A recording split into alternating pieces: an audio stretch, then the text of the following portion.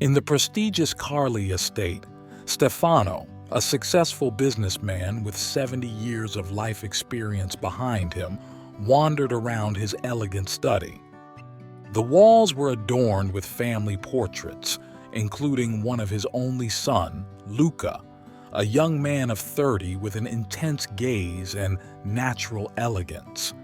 Stefano looked at Luca's image with a mixture of pride and concern, while sipping a glass of his favorite grappa. Before continuing, subscribe to our channel and activate the bell so you don't miss any of our stories. Just a few days earlier, Luca had announced news that had shaken Stefano's quiet world. He was ready to get married. His future wife, Marta, was a young model, famous in the world of social media, who had quickly won Luca's heart. "Dad, you absolutely have to meet her. She's incredible," Luca had said with a radiant smile.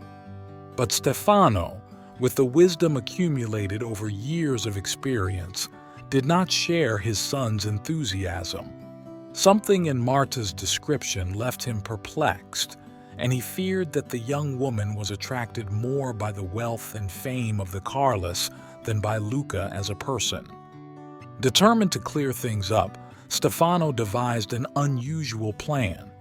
He would meet Marta without revealing his true identity. With the help of his trusted butler, he got some worn-out clothes and transformed himself completely.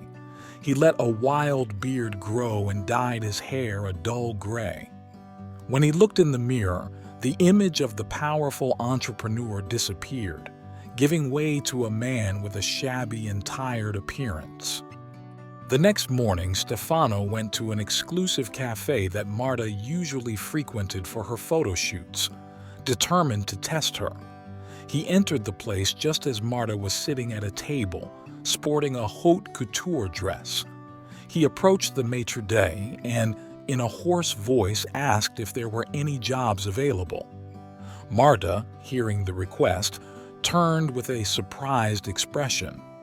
"What do you want here?" he asked in an inquisitive tone. Stefano, playing his role, replied shyly, "Miss, I need to support my family and I'm willing to do anything." For a moment, a look of empathy appeared on Marta's face, but it quickly changed into a cold smile. "I don't think a place like this hires people like you," Marta said with an air of superiority. "Image is everything and yours is definitely out of place."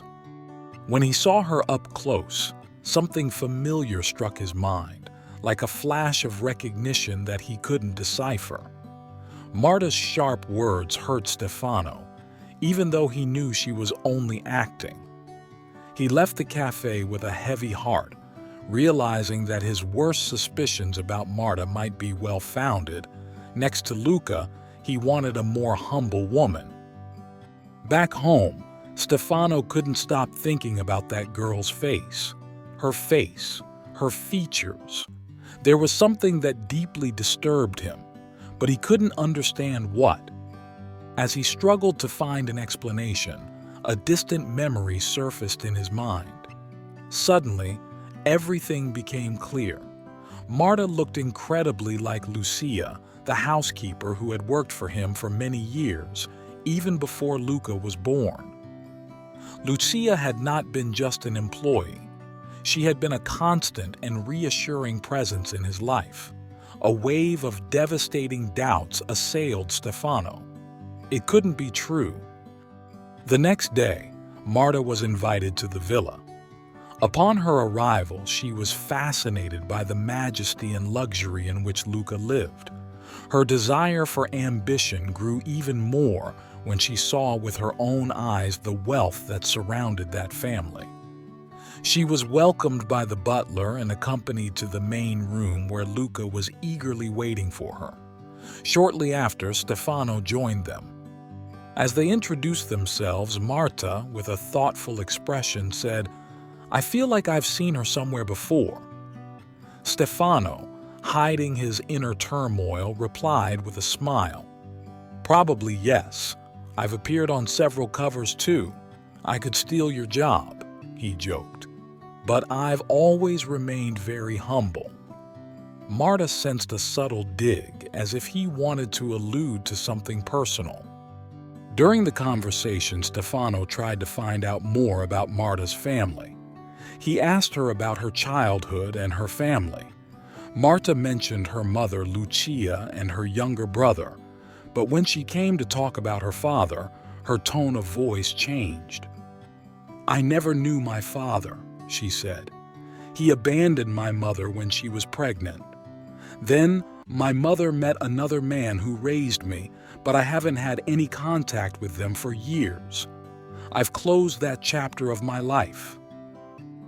Are you enjoying this story? Before you see how it ends, subscribe to our channel and activate notifications. Stefano listened attentively, and in his mind the pieces of the puzzle began to fit together. That resemblance, that name, Lucia. The next day, determined to get answers, he set out on Lucia's trail. After some research, he managed to find her address. He showed up at her door, and when Lucia opened it and saw him, she almost fainted. After years, they found themselves face to face, and memories of a past they had both tried to forget painfully resurfaced. They chatted for a long time, and Stefano told her about Marta, Luca, and the terrible doubt that tormented him.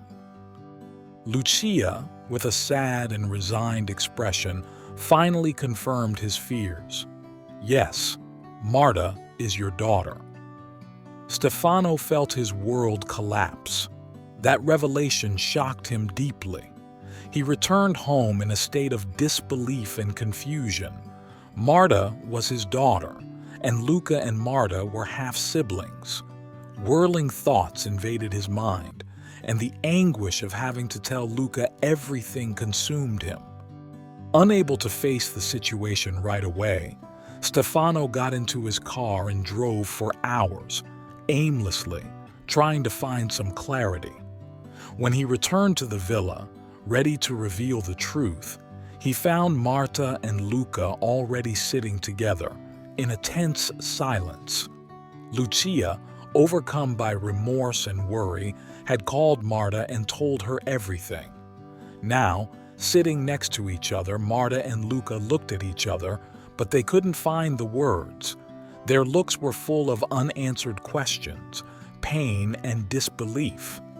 Stefano, entering the room, felt the weight of guilt and responsibility crushing him. He sat down in front of them, his heart broken, and began to talk. He told them about Lucia, how she had been a fundamental part of his life, how he had always felt great affection for her, and how it had all ended so abruptly when she became pregnant. He told them how he had hoped until the very end that he was wrong, but Marta, with tears in her eyes, looked at Stefano. She didn't know what to feel: anger, pain, shame. Everything she had planned had shattered in a single instant, and now she had to deal with a reality she could never have imagined. Silence fell in the room, but it wasn't an empty silence.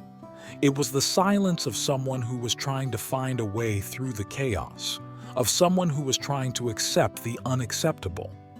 And in that moment, as the past and present intertwined, they understood that, despite everything, they had to find a way to move forward, together. And you, what would you have done after that revelation? Write it in the comments below. Thanks for watching the video till the end. See you next time.